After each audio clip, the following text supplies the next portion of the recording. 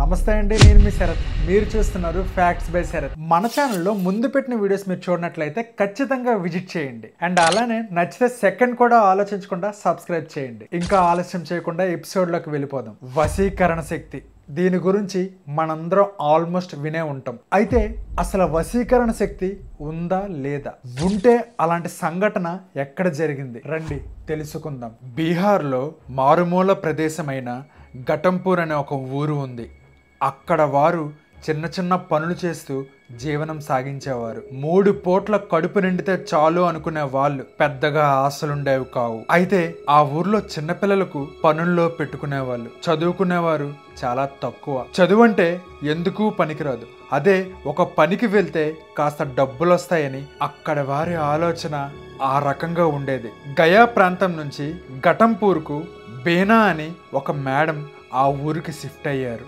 ఆవిడ చాలా అందంగా ఉంటుంది. ఆవిడికి చూస్తే కన్ను ఆర్పడం కూడా కష్టంగా ఉంటుంది. ఆవిడ ఎంతో ఇష్టంగా పెంచుకుంటున్న కుక్కతో ఆ ఊరికి వస్తుంది. ఈ కుక్కను బాగా గుర్తుపెట్టుకోండి. అయితే ఆ ఊర్లో పిల్లలకు పెద్దలకు వైద్యం చేసే ఆయుర్వేదిక్ డాక్టర్ ఉండేవారు. అతని పేరే రాజా సింగ్. మందులిస్తూ అక్కడ వారికి ఎటువంటి రోగాలు కూడా దగ్గరలోకి రాణించేవాడు కాదు. అతను మందులకున్న డిమాండ్ అలా ఉండేది. అయితే మేడం బీనా పిల్లల తల్లిదండ్రులతో మాట్లాడి పిల్లలందరినీ స్కూలుకి రప్పించేలా చేస్తుంది. ఆవిడ మాటలు విన్న తల్లిదండ్రులు పిల్లల్ని స్కూలుకి పంపడం మొదలు పెట్టారు. పిల్లలందరూ స్కూలుకి అలవాటు అవ్వడం కూడా జరిగింది. అయితే ఒకరోజు పిల్లలందరూ స్కూలుకి వెళ్ళి చదువుకోవటం అక్కడ ఉన్న ఆయుర్వేదిక్ డాక్టర్కు నచ్చలేదు. ఎందుకంటే ఆ ప్రాంతంలో బాగా చదువుకున్న వ్యక్తి అనే పేరు ఈ డాక్టర్కి మాత్రమే ఉండేది.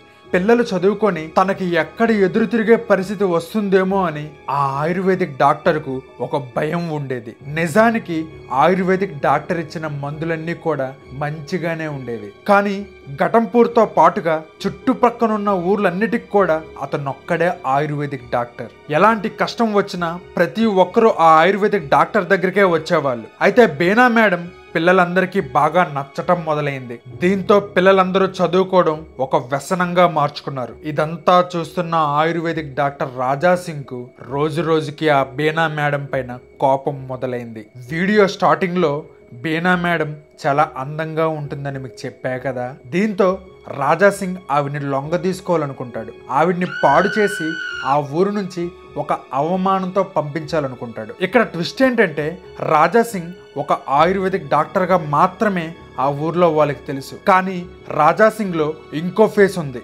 ఆయుర్వేదిక్ తో పాటుగా తాంత్రిక శక్తుల మీద కూడా మంచి పట్టు ఉంది. స్కూల్లో పనిచేస్తున్న బేనా మేడంను వశపరుచుకోవాలనుకుంటాడు. దీంతో ప్రతిరోజు కూడా వశపరుచుకోవడంలో భాగంగా అంటే తెల్ల ఉల్లిపాయ ముక్కలను మరియు నిమ్మకాయలను అలానే లవంగాలను మంత్రించి స్కూల్లో ఉన్న బీనా మేడంకు ఇవ్వాలనుకుంటాడు. ఈ ప్రక్రియ మొత్తానికి 10 రోజులు సమయం పడుతుంది. ఈ 10 రోజుల్లో ఆవిడ్ని వశపరుచుకోవాలంటే ఆవిడ చెమట పట్టిన దుస్తులు కూడా రాజా సింగ్ కి అవసరం.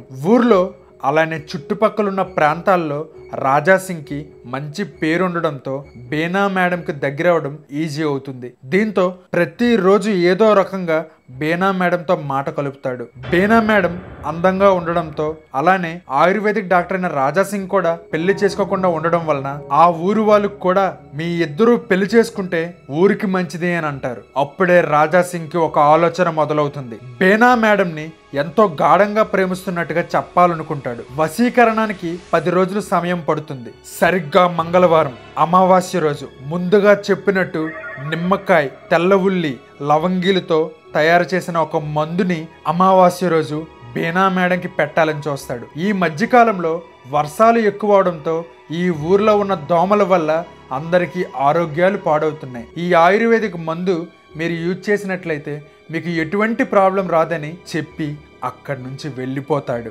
బేనా మేడం మందు తినడం ప్రక్కన ఉన్న కిటికీ నుంచి చూస్తాడు. వశీకరణానికి 10 రోజులని చెప్పాగా, అందులో ఒక రోజు సక్సెస్ అయ్యాడు. మిగిలింది 9 రోజులు మాత్రమే.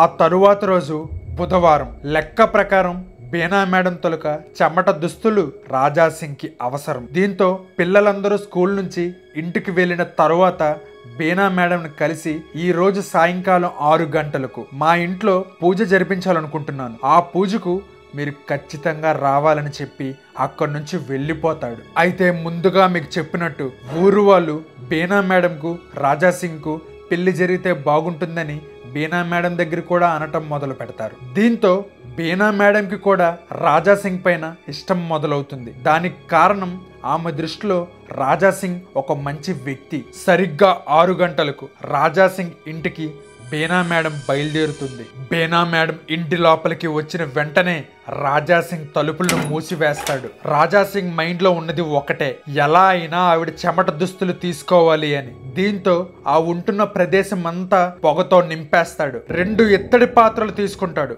ఒక దానిలో నీరు నింపుతాడు, మరో దానిలో గురువింద గింజంత ఉప్పు వేస్తాడు. ప్రమిదుల్లో పెట్టిన దీపం వెలుగులో ఆ పొగ మధ్యలో పూజ చేస్తాడు. బీనా మేడం కూడా అక్కడ జరుగుతున్న పూజ గురించి అర్థం కాదు. పూజకి నన్ను ఒక్కదాన్నే ఎందుకు పిలిచారు అని, ఊర్లో వాళ్ళని ఎందుకు పిలవలేదని రాజాసింగ్ కి అడుగుతుంది. ఊరు మంచి కోరే వ్యక్తుల్లో మీరొకరు, అందుకే ఈ పూజని మీ పేరుతో చేయిస్తున్నాను. దీంతో బీనా మేడం కూడా పూజకు సహకరిస్తుంది. పైగా ఈ పూజ చేయడం వల్ల ఊరు బాగుంటుంది, ఊర్లో వాళ్ళ ఆరోగ్యాలు బాగుంటుందని చెప్తాడు. పూజకు సహకరించిన బీనా మేడం రాజాసింగ్ ఏం చెప్తే అది చేయడం మొదలు పెడుతుంది. ఒక రాగి పళ్ళెంలో బొగ్గులు పొడి చేసి రాగి పళ్ళెం చుట్టూ ముగ్గులు పెడతాడు. ఆ ముగ్గు పక్కనే పసుపు ముగ్గు పెడతాడు. ఆ తరువాత ఎర్రని కుంకుమతో ఆ ముగ్గు పైన ఇంకో ముగ్గు వేస్తాడు. ఆ గది ప్రశాంతంగాను ఎవరూ రాకుండా ఉండాలని చూసుకుంటాడు. 2 రాగి పాత్రల్లో ఉప్పును వేస్తాడు. మధ్యలో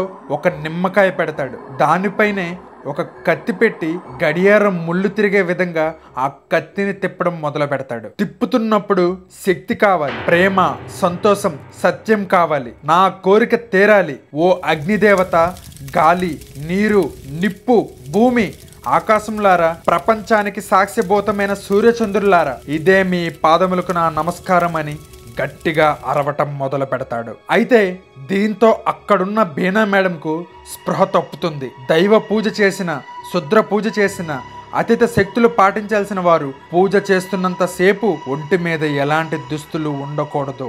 ఇంకా చెప్పాలంటే ఒక స్థాయిలో భూత ప్రాప్తి కోసం రక్తం కూడా ఇవ్వాలి. వాటి స్నేహం కోసం శివ పూజలు కూడా చెయ్యాలి. స్పృహ తప్పిన బీనా మేడంకు రాజాసింగ్ బట్టలన్నీ తీయటం మొదలు పెడతాడు. పొగ పెట్టిన గదిలో బీనా మేడం బట్టలన్నీ కూడా చెమటలతో తడుస్తుంది. దీంతో అందంగా ఉన్న బీనా మేడంను పాడు చేయాలని చూస్తాడు. కానీ పూజలో ఉండేటప్పుడు స్త్రీపై ఎలాంటి చెడువాంచ కలగకూడదు. ఆమె చెమట పట్టిన దుస్తులు ఏవైతే ఉన్నాయో వాటిని పూజలో భాగంగా చేరుస్తాడు. ఆ ఊర్లో అటుగా వెళ్తున్న 2 వ్యక్తులకు ఆ ఇంట్లో ఉన్న మంత్రాల చప్పుడు బయటికి గట్టిగా వినిపిస్తుంది. ఇంట్లో ఉన్న పొగ కాస్త బయటికి రావటం మొదలు పెడుతుంది. ఆ 2 వ్యక్తులు రాజాసింగ్ ఇంట్లో ఏం జరుగుతుంది అని ఆసక్తి మొదలవుతుంది. స్పృహ తప్పిన బీనా మేడం రాజాసింగ్ అసలు రూపం చూడలేదు.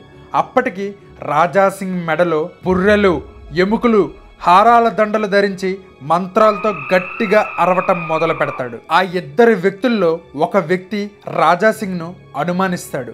ఊర్లో రాజాసింగ్ కి మంచి పేరు ఉండడంతో రెండో వ్యక్తి మొదటి వ్యక్తితో గొడవ పడటం మొదలు పెడతాడు. ఊరు మంచి కోసం రాజాసింగ్ పూజలేవో చేస్తున్నాడని రెండో వ్యక్తి మొదటి వ్యక్తితో గొడవ పడతాడు. కానీ మొదటి వ్యక్తికి రాజాసింగ్ పైన అనుమానం మొదలవుతుంది. ఆ లోపల ఆ మంత్రాలు విన్న అతను అక్కడ ఏదో జరుగుతుంది అని గట్టిగా నమ్ముతాడు. ఆ 2 వ్యక్తులు గొడవ పడుతూ అందులో ఒక వ్యక్తి ఇంటికి వెళ్ళిపోతాడు. మిగిలిన వ్యక్తి రాజాసింగ్ ఇంట్లో ఏం జరుగుతుందో అని లోపలికి వెళ్ళాలని చూస్తాడు. తలుపులన్నీ మూసివేయడంతో లోపలికి ఎలా వెళ్ళాలి అనేది ఆ వ్యక్తికి అర్థం కాదు. రాజాసింగ్ ఇంటి పైన ఉన్న వెంటిలేటర్ నుంచి ఆ వ్యక్తి లోపల ఉండేది చూడటం మొదలు పెడతాడు. దట్టంగా ఉన్న పొగలో ఆ వ్యక్తి బీనా మేడం ను బట్టలు లేకుండా చూస్తాడు. కోపంతో తలుపుల్ని బద్దలు కొట్టుకుంటూ లోపలికి వెళ్తాడు. రాజాసింగ్ అప్పటికే అరుపులతో మంత్రాలు చదవడం ప్రారంభిస్తాడు. లోపలికి మూడో వ్యక్తి ఎంటర్ అయ్యాడని అర్థమవుతుంది. మీకు మొదట్లో చెప్పినట్టుగా నిమ్మకాయ మీద కత్తిని గడియారం ముళ్ళ తిప్పాడని చెప్పా కదా, ఆ కత్తితో మెడ మీద కసక్కని ఒక వేటు వేస్తాడు. దీంతో ఆ వ్యక్తి అక్కడికక్కడే మరణిస్తాడు. ఈ పూజలు చేసే సమయంలో కళ్ళు, నోరు, చూపులు భయంకరంగా ఉంటాయి. దైవ పూజ చేసిన, శుద్ర పూజ చేసిన, పూజ చేస్తున్నంత సేపు ఏకాగ్రతతో ఉండాలి. శక్తి, పలుకుబడి ఉన్నవాళ్ళు ఒక శవాన్ని తెచ్చి 42 రోజులు శరీరానికి పూజ చేస్తారు. ఇక్కడ రాజా సింగ్ కి అదే దొరికింది. ఆ శవానికి ఒక పేరు పెడుతూ పూజ చేయాలి. ఆ పేర్లు ఎలా ఉండాలంటే బేతాళ, కపాలిక, కింకర, భయంకర, బేభత్స, ఘోర, అఘోర, దారుణ ఇలాంటి పేర్లలో ఏదో ఒకటి పెట్టాలి. చాలా సార్లు జపం చేస్తూ ఉండాలి. 4-5 అక్షరాలకు మించి పేరు పెట్టకూడదు. దీంతో రాజా సింగ్ ఆ శవానికి బేతాళ అని పేరు పెడతాడు. ఈ శక్తి రహస్యంలో జపమే ముఖ్యం. పదే పదే ఆ పేరును జపిస్తూ ఉండాలి. భగవంతుడిని ప్రార్థించి నైవేద్యం పెట్టి తన కోరికలను గట్టిగా వివరించాలి. దీంతో రాజా సింగ్ గట్టిగా అరుస్తూ బేనా మేడంను ఆ ప్రాంతం నుంచి వెళ్ళగొట్టాలి అని గట్టిగా కోరుకుంటాడు. స్పృహ తప్పిన బేనా మేడంకు స్పృహ రావడం మొదలవుతుంది. ఆ పొగ మధ్యలో, ఆ ప్రమిద దీపాల వెలుగుల్లో మెడలో పుర్రెల దండతో రాజా సింగ్ ను చూసి బేనా మేడం భయంతో వణుకుతుంది. తన కాళ్ళ దగ్గర ఉన్న శవాన్ని చూస్తుంది, కానీ కాళ్ళు కదపలేదు, చెయ్యి మెదపలేదు. రాజా సింగ్ గట్టిగా అరిచిన కోరికను బేనా మేడం విని రాజా సింగ్ ఇంత క్రూరమైన దారుణమైన వ్యక్తి అని అర్థమవుతుంది. అయితే ఈలోగా రాజా సింగ్ కు గల్ గల్ గల్ అని మువ్వల చప్పుడు వినిపిస్తుంది. రాజా సింగ్ కళ్ళు తెరిచి బేనా మేడం వైపు చూస్తాడు. దీంతో ఒక్కసారిగా బేనా మేడంకి స్పృహ రావడం గమనిస్తాడు. కానీ ఆ గజ్జెల చప్పుడు బేనా మేడంవి కావు. వీడియో స్టార్టింగ్ లో మీకు చెప్పా గుర్తుందా, బేనా మేడంకి ఒక కుక్క ఉందని. ఆ కుక్కతోనే ఊర్లోకి బేనా మేడం వస్తుందని చెప్పా. ఆ కుక్క మెడలో గజ్జెల తాడు శబ్దం అది.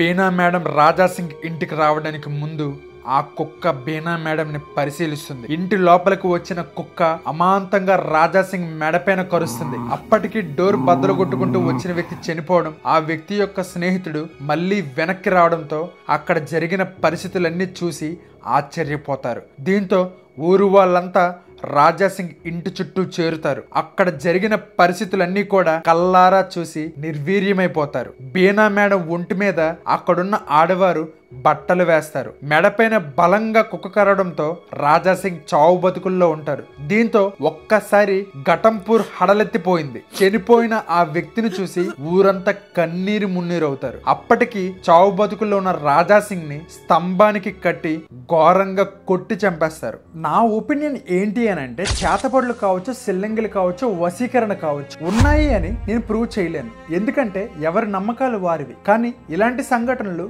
స్టిల్ ఈ రోజుకి జరుగుతూ ఉన్నాయి. ఈ మధ్య కాలంలో నేను ఒక వీడియో చూశాను. వరుసగా నేలపైన చిన్నపిల్లలందరినీ పడుకోబెట్టి వాళ్ళ పైనుంచి ఒక వ్యక్తి నడవటం చూశాను. ఆ ఊర్లో అది ఆచారం అంట. ఆ వీడియో చూసినప్పుడు చాలా బాధ కలిగింది. ఎందుకంటే చుట్టుపక్కల ఉన్న ప్రతి ఒక్కరూ కూడా చాలా ఎడ్యుకేటెడ్ గా ఉన్నారు. దేవుడి పైన భక్తి ఉండడంలో తప్పే లేదు. కానీ ఆ భక్తి ఇంకొకరికి ఇబ్బంది కలిగించేటట్లు ఉండకూడదు. ఎవరి నమ్మకాలు వారివి, దాన్ని నేను తప్పుపట్టలేను. అండ్ అలానే నేను ఇలాంటి విషయాలపైన రీసెర్చ్ చేస్తున్నప్పుడు చాలా అంటే చాలా బాధ కలుగుతుంది. చాలా దారుణమైన విషయాలు బయటపడుతూ ఉంటాయి. మనసు పగిలిపోతుంటుంది. భక్తి పేరుతో దారుణాలు చేసే సంఘటనలు ఎన్నో జరుగుతున్నాయి. ఇదంతా కూడా జస్ట్ నా ఒపీనియన్ మాత్రమే. మన ఛానల్ కి కొత్తగా వచ్చిన వాళ్ళు ఈ వీడియో చూసిన తర్వాత మన ఛానల్లో ఉన్న కంటెంట్ అంతా కూడా ఒకసారి విజిట్ చేయండి. నచ్చితే సెకండ్ కూడా ఆలోచించకుండా సబ్స్క్రైబ్ చేయండి. నేను మీ శరత్, సైనింగ్ ఆఫ్.